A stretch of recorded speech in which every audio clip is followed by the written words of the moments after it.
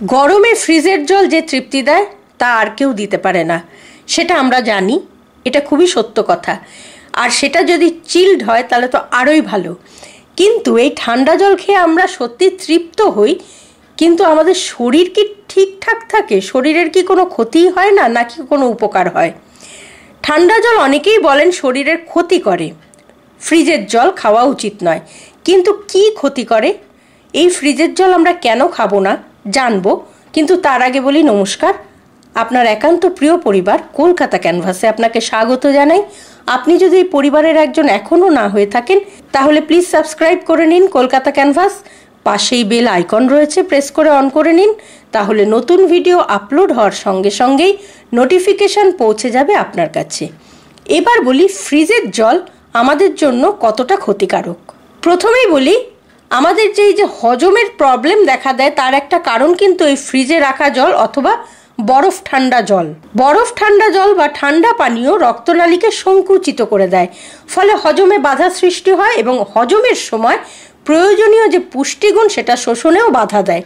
সেই সঙ্গে জলের তাপমাত্রার সঙ্গে সাম্য বজায় রাখতে গিয়ে আপনার ডিহাইড্রেশন পর্যন্ত হতে পারে।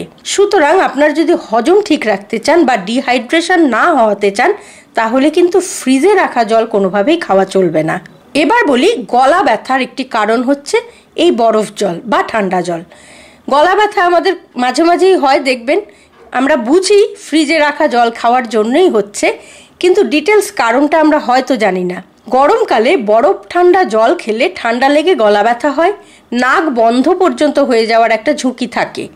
ঠান্ডা জল শ্বাসনালীতে মিউকাস জমিয়ে দিতে সাহায্য করে, ফলে শ্বাসনালীতে আপনার প্রদাহটা অত্যাধিক পরিমাণে বাড়তে পারে। সেই কারণেই এই গলা ব্যথা এবং ঠান্ডা লাগা, তার থেকে নাক বন্ধ হয়ে যাওয়া, কষ্ট পাওয়া। সুতরাং ঠান্ডার হাত থেকে বাঁচতে হলে বা ঠান্ডা লাগার হাত থেকে বাঁচতে হলে ফ্রিজে রাখা জল কোনোভাবেই খাওয়া চলবে না। শুধু তাই নয়, ফ্যাটের পরিপাকেও বাধা দিতে পারে এই ঠান্ডা জল।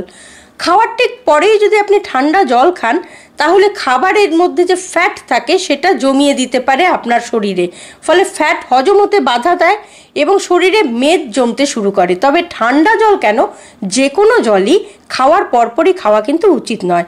অন্তত 30 মিনিট পর খেলে সেটা আপনার শরীরের পক্ষে অত্যন্ত ভালো। এমনকি আপনার হার্টেরও ক্ষতি করতে পারে এই ঠান্ডা জল। কিছু গবেষণায় জানা গিয়েছে ঠান্ডা জল হার্ট রেট কমিয়ে দিতে পারে। বরফ ঠান্ডা জল কিছু নার্ভকে উত্তেজিত করে, এই নার্ভ হার্ট রেটটা কমিয়ে দিতে পারে। সেই কারণে ঠান্ডা জল খাওয়া আমাদের একেবারেই উচিত নয়। এবার যে পয়েন্টটি বলবো সেটা কিন্তু খুবই ভাইটাল। আমরা অনেক সময় দেখবেন একটু শরীর চর্চা করে বা ওয়ার্কআউটের পর গরম জল খাই না, ঠান্ডা জলটাই খাই, বা নর্মাল টেম্পারেচারের জলও খাই না। ঠান্ডা জলটাই যেন তখন শরীরকে অনেকটা শান্তি দেয়, কিন্তু এটা কখনোই উচিত নয়। তার কারণ ওয়ার্কআউটের পর আপনার শরীরটা গরম হয়ে থাকে, সেই সময় আপনি যদি ঠান্ডা জলটা খান আপনার শরীরের তাপমাত্রার সঙ্গে তারতম্য ঘটবে, পৌষ্টিক নালীতে সেটা প্রভাব ফেলবে। উপরন্তু সেই সময় শরীর কিন্তু ঠান্ডা জলটা শোষণ করতে পারে না, ফলে হয় কি আপনার পেটের যন্ত্রণা হতে পারে। তাই ওয়ার্কআউটের পর সবসময় একটু গরম জল খাওয়াই ভালো, ঠান্ডা জল কোনোভাবেই খাবেন না। তাহলে এই ভিডিওটা থেকে জানা গেল যে ফ্রিজে রাখা জল আমাদের শরীরের জন্য কতটা ক্ষতিকারক। তাই বলছি, ফ্রিজে রাখা জল কর্মস্থল থেকে এসে বাড়িতে ঢুকেই খাবেন না, বা অফিসে ঢুকেও ঠান্ডা জলটা চট করে খেয়ে নিলাম, এটা কিন্তু কখনোই করবেন না। তাতে আপনার শরীরের জন্য নানা রকম ক্ষতি করবে। আজকের ভিডিওটা যদি ভালো লাগে লাইক করবেন, শেয়ার করবেন, কমেন্ট বক্সে অবশ্যই কমেন্ট দেবেন। আর আপনি যদি এই পরিবারের একজন এখনও না হয়ে থাকেন তাহলে প্লিজ সাবস্ক্রাইব করে নিন কলকাতা ক্যানভাস। পাশেই বেল আইকন রয়েছে, প্রেস করে অন করে নিন, তাহলে নতুন ভিডিও আপলোড হওয়ার সঙ্গে সঙ্গেই নোটিফিকেশান পৌঁছে যাবে আপনার কাছে। ভালো থাকুন, সুস্থ থাকুন এবং নিজেকে সুস্থ রাখতে জীবন থেকে বর্জন করুন ফ্রিজে রাখা জল অর্থাৎ ঠান্ডা জল। আর সঙ্গে রাখুন, দেখতে থাকুন আপনার একান্ত প্রিয় পরিবার কলকাতা ক্যানভাস। নমস্কার।